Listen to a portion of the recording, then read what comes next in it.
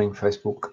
This is Ask Angelika with Angelika Davey and Stephen Healy. Hello, Angelika. Hello, Stephen. Right, and we'll put up the first. To everybody who's watching us, welcome to the show. If you're catching this on replay, you will, over the course of the next 20 minutes or so, learn all about German phrases for Christmas as we talk about, well, we talk about Weihnachten in Deutschland. Would you like to explain? Do you want to quickly show the video in the background? I could do that. I could put the video up on screen. And I can take it full screen. I can take that title off, and then I can go put it full screen, and then I can go to the video and press play. Okay. There we are. Well, as I said last time, I just thought we'll take a break. In January, we'll come back to showing you lovely areas in Wiltshire. But as is the 1st of December tomorrow, I thought, well, we need to have one session where we just go through some Christmassy vocab in relation to German Christmas traditions. So it should be a lot easier for you this time because there are basically no sentences. I've got one half a sentence, but the rest are all just words, which should make it a lot easier for you. And you probably know them all anyway. I might. Well, we'll find out. But it's good to be reminded because we're starting at Advent, aren't we, and working our way through Christmas and the New Year with phrases that are relevant to the period. And I'm going to try and pronounce them. Angelika is going to correct my pronunciation as required.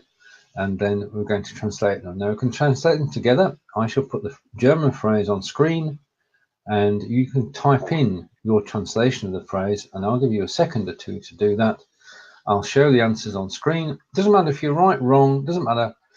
Just have a go, and by the end of the show, by the end of the 20 minutes, you'll have remembered some of the words that you can use over Christmas. Poor lad, he just fell.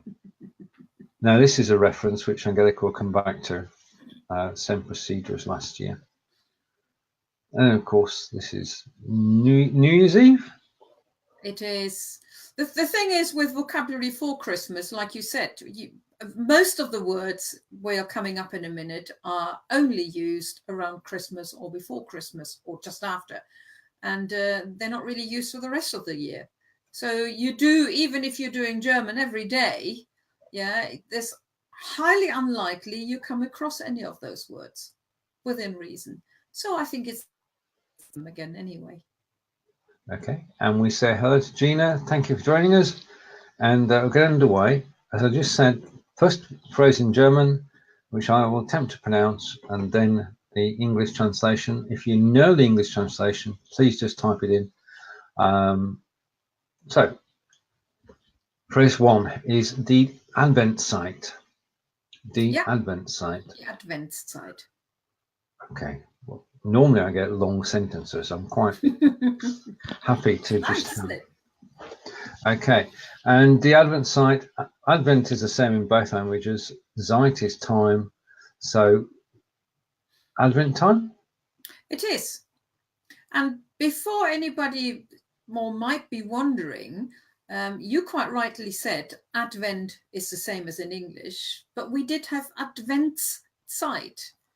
Now, we have got an extra S in there. And because if you break the word up, you have Advent, and then you have the word Zeit, which is time. The S is there so that you can pronounce it as one word. If you try to play it without the S, it would be Adventzeit, because it's really difficult to put those two together. But it's got to be one word, so therefore it's got to be pronounced as one word. Gotcha. So good. A little bit of grammar explanation. Indeed. Phrase 2. Der Adventskalender. Der Adventskalender. The pronunciation is a bit more of on the event. Der Adventskalender. Adventskalender. Yeah, I'm sure you know what that is. You got yours earlier on. I did, yes. Advent as Advent, and calendar is calendar, so that's an Adventskalender. Yeah. Okay. So, Right. Okay, staying with Advent, phrase 3. Der Adventskranz. yeah, the Adventskranz. Sure. So still with Advent, and in this occasion, I have no idea what kranz is. Could you explain, please? Kranz is a wreath.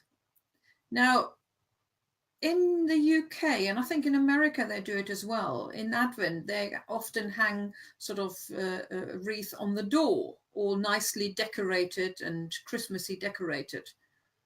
I've seen them on the market for sale already. Well, this one is slightly different because it's not hung on the door. I may tell you in a minute what happens with this when you do the next bit, because that's actually a follow-up.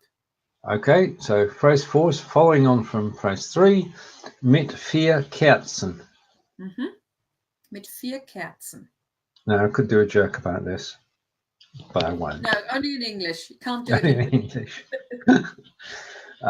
Mit vier Kerzen, with 4 Kerzen are candles, so with 4 candles.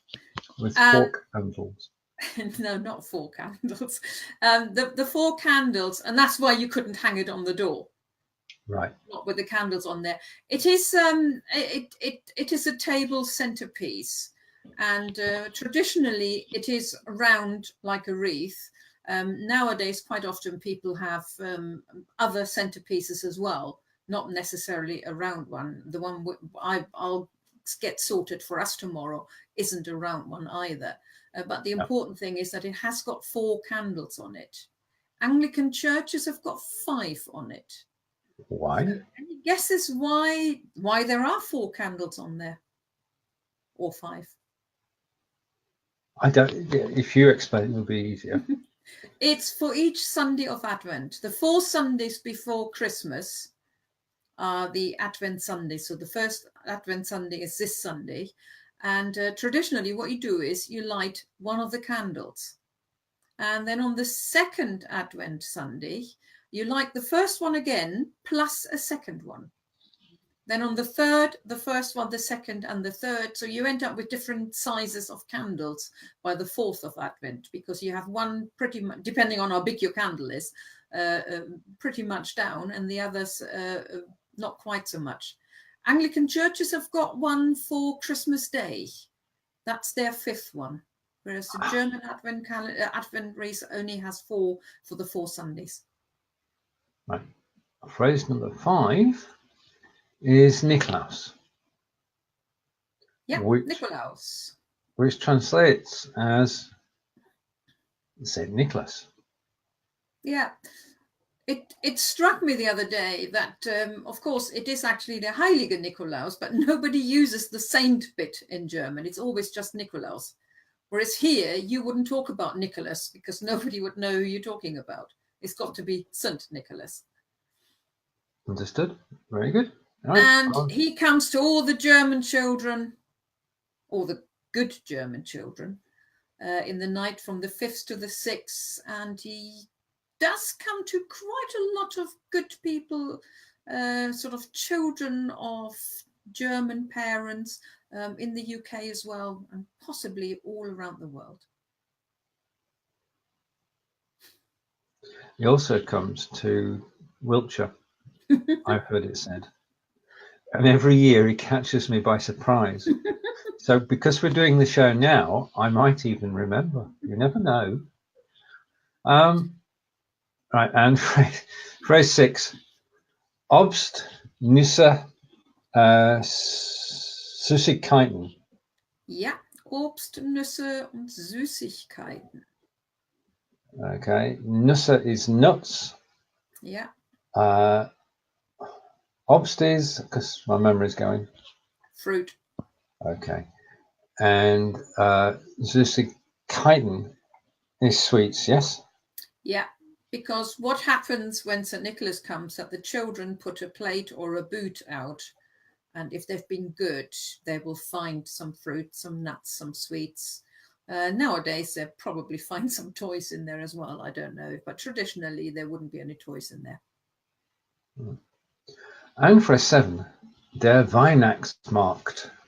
Der Weihnachtsmarkt. Very good. Weihnacht is Christmas, markt is market. So I'm going to say Christmas market. Yes. I think most towns in Germany and cities have got a Christmas market at some stage during Advent. And we generally go to Salisbury Christmas market, don't we? Yes, and they call it a German-style Christmas market. Well, they have it is very similar. The idea is the same. And they often have some German things there. Well, some things might be German as well, right? And some German food. If you want to see the British version of the German Christmas market, then Gospel will be in Rochester on the 18th of December, broadcasting live, and you can actually see it and ask her questions. In English, please, not in German. Right, okay. German-style Christmas market in Rochester. Yeah, I think so. Right. I think the biggest one there is in England is in Birmingham. That is a German Christmas market. I have been about over 10 years ago, so I don't know what it's like now. But they're all German stalls, although the staff who are serving you may not be German. Gotcha. Indeed, they may not. Phrase 8, Glühwein. Very important on Christmas markets. Glühwein. Especially when it's cold. Yeah. Because Glühwein is mulled wine. Yes, it is. All right. And phrase number 9 is Heiligabend. Or Heiligabend, sorry. Heiligabend, yeah. Abend is evening. Heilig is? Holy. Holy evening. We don't have a holy evening, have we? No. What do we have? No, we don't call it holy evening. Christmas Eve. Christmas Eve. So that's not a direct translation. That's sort of what we actually call the day in the UK and in Germany. It is. Heiligabend is in Germany a lot more important than it is in England. And certainly the shops and everything else closes around lunchtime. Right. Because it's quite important. Okay, phrase 10. 3 words for the same thing. Weihnachtsbaum, Tannenbaum, Christbaum. Yeah. I don't even need to correct it. Weihnachtsbaum, Tannenbaum, Christbaum. No, don't look so shocked. I'm not. Right, Weihnachts we know is Christmas, Baum is tree, so all 3 actually mean Christmas tree. Yes. Okay, and we're going to get, when are we getting ours? Next week? Yeah, possibly. Yep. Well, they've got them in the shop. Yeah, they have. And I mean, here we put them up a lot earlier. In Germany, some people do put the Christmas tree up earlier now, but traditionally, it doesn't actually go up until Christmas Eve. Okay, but that's going to be a problem because we're having our Christmas party on the 23rd. Well, we're in England. When in Rome, do as the Romans. As we're in England, we're putting our tree up around the 12th. Or whatever, around that weekend. So, no, we're not in Germany, so we're not putting our tree up that late. Right. Phrase 11 is Krippe, and this is a word you'd only come across once a year, so it's not in my vocab. Right. Well, actually, this is a word you can come across more than one year. It's got 2 meanings, but you still wouldn't come across it because you're not a farmer. I'm not a farmer, no. You've got that one. Very good. So the translation of Krippe is? Well, normally it's just a manger. It's the crib, it's the bit where the food is for the animals. But around Christmas time, people associate it straight away with the nativity scene. Proper word really should be Weihnachtskrippe, but I don't think anybody bothers with the word Weihnachts in front of it because we all know what we mean. That's your nativity scene of the stable and Mary and Joseph and the baby and the 3 kings and the shepherds and some animals that you see in churches. And a lot of people have got them sort of, depending on how big it is really, on the mantelpiece or something like this. Right. Bring us on to phrase 12, bunter Teller. Bunter Teller. Well, we've got the translation. It's a colourful plate. Could you just explain the connection between that and Christmas Eve? Exactly. It doesn't mean anything, does it? That's why I've put it in inverted commas, because it seems strange. There are, and I should have really got mine out, shouldn't I? But I'm not sure where they are. They are sort of cardboard plates, but they're coated, so you normally reuse them. And here I only ever do one a day, one for the whole family. But traditionally in Germany, you often do one for every person. Every person in the family gets a bunter Teller, and basically it's just more sweets and things like this. Things that you might find in a stocking, possibly. Okay. Got you. And because it's so the colourful is the plate is colourful. It's got lots of Christmassy pictures and things on there. But also, once you've had some Christmas biscuits and some chocolates, and some of the chocolates are wrapped, some of them aren't. Yeah, it is quite a colourful plate. It is. Phrase 13, and die Bescherung. Yeah, that's another word. With sort of two meanings. One is only used at Christmas Eve, which means it's the giving of the presents. And that's only in connection with the giving of the presents at Christmas. So when it's somebody's birthday and you're giving them presents, you don't talk about Bescherung. Bescherung. So usually Christmas Eve, the children say, "Wann ist die Bescherung?" because they want to open their presents. No, you just said. Yeah. You just said Christmas Eve. Yeah. In England, we give presents on Christmas Day. See, the Germans do it Christmas Eve. Christmas is all done on Christmas Eve. Yeah. So the family gathers around the tree. Yep. And there is a set way of doing things, isn't there? Well, that depends really on each family. Right. Okay. A lot of families do what you're thinking of, what my family does. Okay. Yeah, because we take one present at the time, and we all watch when that person opens the present, which prolongs the excitement to their children and just makes it a more enjoyable evening. Right. Other people have got presents sort of in bit similar to where in England, where they have them all in one sack for each person. And everybody just goes to their presents in that. What you don't have is that at 5 o'clock on Christmas Day, the children go running downstairs to rip all the wrapping paper open while the parents are still asleep. Because in Germany, you do it in the evening or late afternoon. Understood. Phrase 14. Das Christkind. Is pronunciation okay? Yeah, das Christkind. Okay, and that's the Christ child. Yeah. And that's in connection with the next word. Ah, right, okay. And we say hello to John. And John, today we're talking about the Christmas season, starting from Advent, going up to the New Year. And if you catch the replay, you'll learn quite a few German words for use over Christmas, which could become useful. Right. Phrase 15. Der Weihnachtsmann. Der Weihnachtsmann, yeah. So that literally is the Christmas night man. Well, the Christmas man, literally. Christmas man. Because Weihnachten is Christmas. Otherwise known as? Well, which one do you want to use? Father Christmas? Father Christmas, yes. Yeah. Now, Father Christmas is the one who brings the presents. And nowadays in Germany, he does as well. But for a long time, it was always das Christkind used to bring the presents. And that's why I put both words on there. But nowadays, a lot of people talk about Weihnachtsmann as well. Right. Okay, so phrase 16.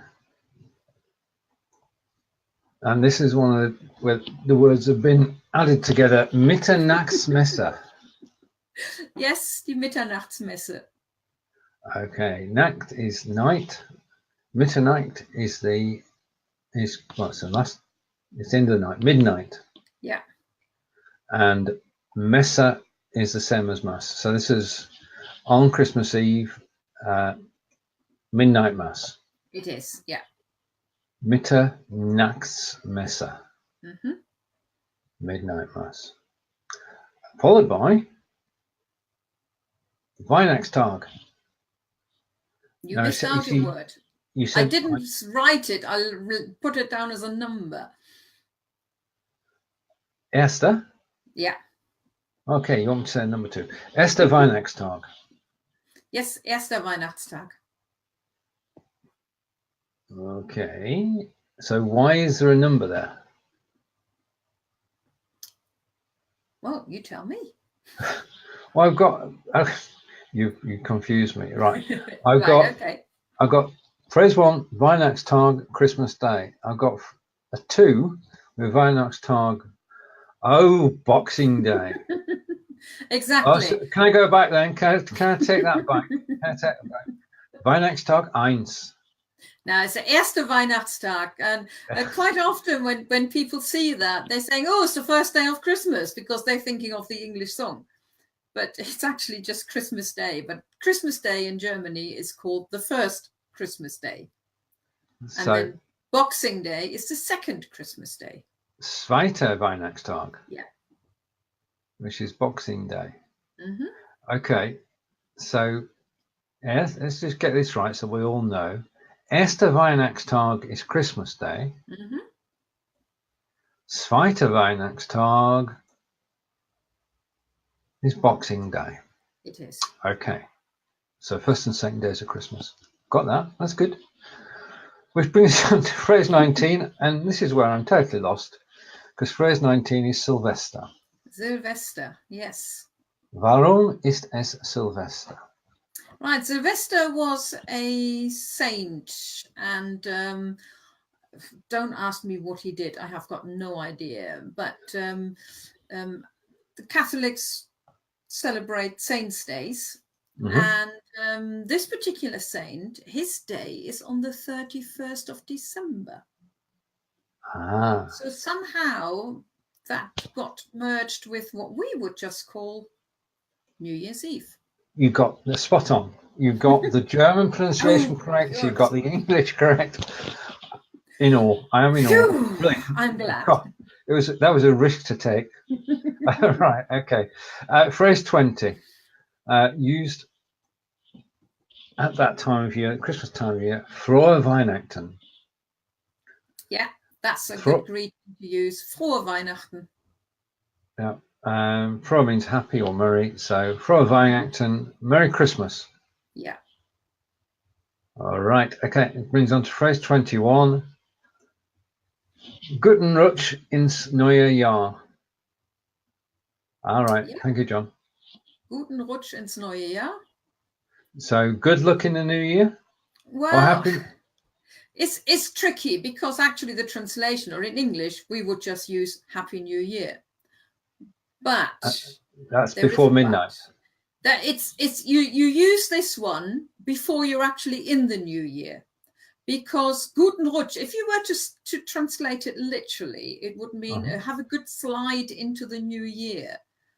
Now, I googled it not so long ago, and nobody's really sure where the phrase comes from. Some people saying it might literally mean the slide, and on the video earlier on, that's why I had the video of the boy sliding down, and quite often on cards you see an image of somebody on a sledge as well. But I think there is some language meaning as well, but nobody really knows. But that is only used before the new year actually starts. Right. Phrase 22, which is presumably after the new year started. Frohes Neues Jahr. And that's your literal translation then. Yes, Happy New Year, Frohes Neues Jahr.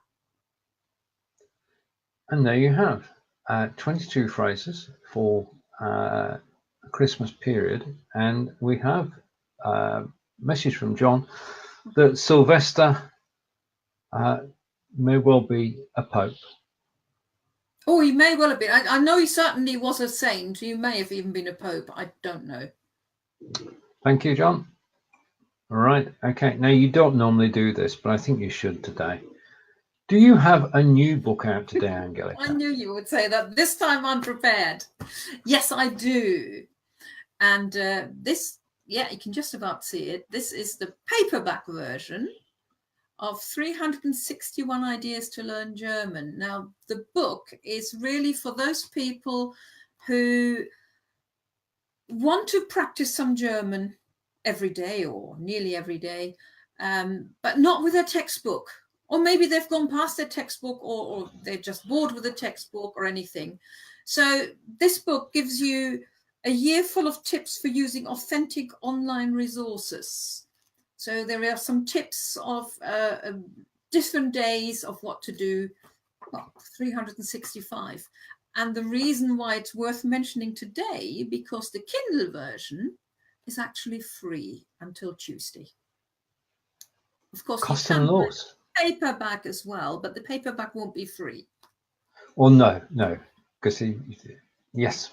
So there you have it for everybody's Christmas stocking. It's not stocking. Angelika's new book, and you can get your own Kindle copy today for free. Would you like to close the show and we could then play the video again? What do you think? Yeah, you can do that. Okay. So we'll be back in 2 weeks' time? We're back in 2 weeks' time. We'll have one more session before Christmas, and that actually will be just after we've had our carol singing, our German carol singing. So I'm not sure yet whether we may have a video for it or not, depends on the night. But I thought in 2 weeks' time we might have a look at some Christmas carols. I thought actually some of those which you know in English as well. Yeah. But of course, the English version is not necessarily, well, it isn't a literal translation because it needs to rhyme, it needs to fit in with the music and that. So I thought we may have a look at a bit of a literal translation. So that will be slightly more difficult than the phrases. It will. Does one have to sing? Here's a challenge for everybody. I hadn't planned it, but if you wish to sing, you're very welcome. Your charity of the year is? The Wiltshire Carers Association. Right. If anybody makes a donation to the Wiltshire Carers Association in the next 2 weeks, I will sing. Or the other way around, if you make a donation, I won't sing. Right. Okay. So over to the video.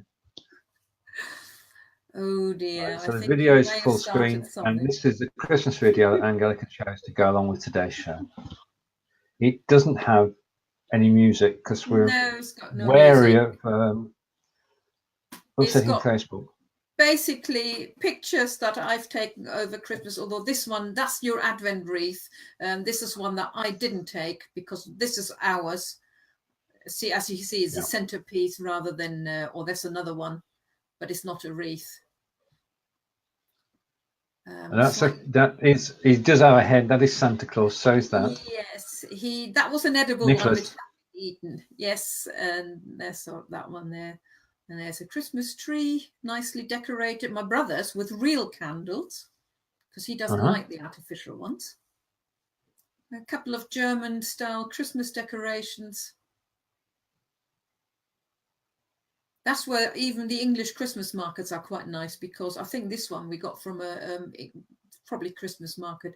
There's your Krippe, so the nativity scene. That's ours. It is. So again, all the stable and everything else. And that's ours too. Yeah, I think that's that one tree. was bought in Salisbury as well. Yeah. German trees often have straw stars as well. There's the Bescherung. Yeah, the presents under the tree. Yeah, bunter Teller. There's your. Oh, you have to eat cake. and the star as well. Yeah. And there's your Guten Rutsch ins neue Jahr. Oh dear. Oh dear. Oh, we didn't mention this, did we? No. German tradition, New Year's Eve. You've got to watch Dinner for One. Which is an old black and white film. Yeah. And I mean, everybody watches it, don't they? Everybody will see it 3 or 4 times over Christmas, or has the chance to see it 3 or 4 times. They have the chance to see it about 10 to 20 times. I don't know. I haven't looked this year, but usually, often, quite many channels are showing it at some stage during New Year's Eve, and most people, I don't know whether everybody, but most people will watch it. It's actually in English, apart from the introduction, which gives a brief explanation in German what the story is about. The rest is in English. But because the main phrase is the same procedure as last year, the same procedure as every year. And that it's got to be the same procedure as every year. And whether you like it or not, you will be watching it on New Year's Eve. Indeed. And we should be watching that over Christmas. And you can too. There's a link in the Ask Angelika forum on Facebook, and you can find a link to Angelika's book on my page, on Angelika's page, on Angelika's business page. It's free, so now's the time to hop over to Amazon, download it for your Kindle, and you've sold over 50 so far today. Is that right? Yeah, when I looked last. Yeah. So to everybody who's watched, this is goodbye from Angelika and I in Wiltshire in England. We'll see you in 2 weeks' time. Bye for now. Tschüss. Tschüss von mir. Und von mir.